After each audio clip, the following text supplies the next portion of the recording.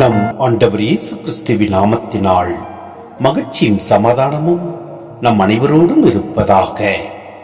ரோமையர் 8:31-39 முடிய. இதற்கு மேல் நாம் என்ன சொல்வோம்?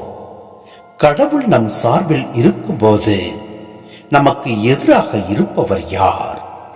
தம் சொந்த மகன் என்று பாராது அவரை நம் அனைவருக்காகவும் ஒப்புவித்த கடவுள் தம் மகனோடு அனைத்தையும் நமக்கு அருளாதிருப்பாரோ? கடவுள் தேர்ந்து கொண்டவர்களுக்கு எதிராய் யார் குற்றம் சாட்ட இயலும்? அவர்கள் குற்றமற்றவர்கள் என காட்டுபவர் கடவுளே. அவர்களுக்கு யார் தண்டனை தீர்ப்பு அளிக்க இயலும்? இறந்து உயிருடன் எழுப்பப்பட்டு கடவுளின் வலப்பக்கத்தில் இருக்கும் கிறிஸ்து இயேசு நமக்காக பரிந்து பேசுகிறார் அன்றோ? கிறிஸ்துவின் அன்பிலிருந்து நம்மை பிரிக்கக்கூடியது எது?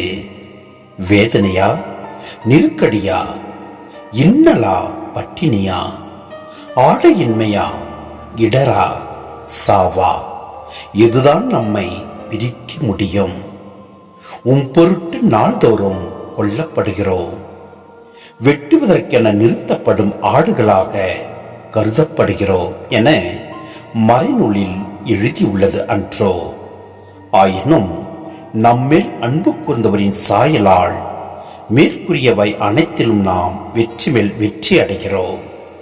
ஏனெனில் சாவோ வாழ்வோ, வானத்துதரோ ஆட்சியாளரோ, நிகழ்வனவோ வருவனவோ, வலிமை மிக்கவையோ, உன்னதத்தில் உள்ளவையோ, ஆழத்தில் உள்ளவையோ, வேறு எந்த படைப்போ நம் ஆண்டவர் கிறிஸ்து இயேசுவின் வழியாய் அருளப்பட்ட கடவுளின் அன்பிலிருந்து நம்மை பிரிக்கவே முடியாது என்பது என் உறுதியான நம்பிக்கை.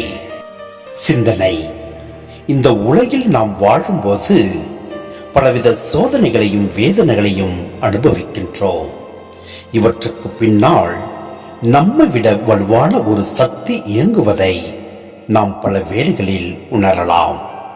இந்த சக்திகள் ஏழ்மை, நோய்கள், சமூக ஏற்றத்தாழ்வுகள், வன்முறைகள் போன்ற முகங்களில் தோன்றலாம். ஆனால் சாவே நம்மை சரிய வைத்தாலும் நாமே வெற்றி வாகை சூடுவோம். ஏனெனில் இயேசுவின் சிலுவை துன்பங்களே கடவுளின் அன்பை நமக்கு வெளிப்படுத்தின. இந்த அன்பே சாவை கூட வென்றது. இதை நம் உள்ளத்தில் தேக்கி வைத்தால் எந்த விதமான துன்பங்களையும் நாம் வென்றுவிட முடியும். இந்த அன்பே நம் வாழ்வின் தூண்டுகோலாகும். எனவே ஆண்டவரின் அன்பை அனைவரிடத்திலும் பகிர்ந்து வாழ்வோம். எல்லாம் வல்ல இறைவன் நம்மை நிறைவாய் ஆசீர்வதிப்பார். ஆமென்.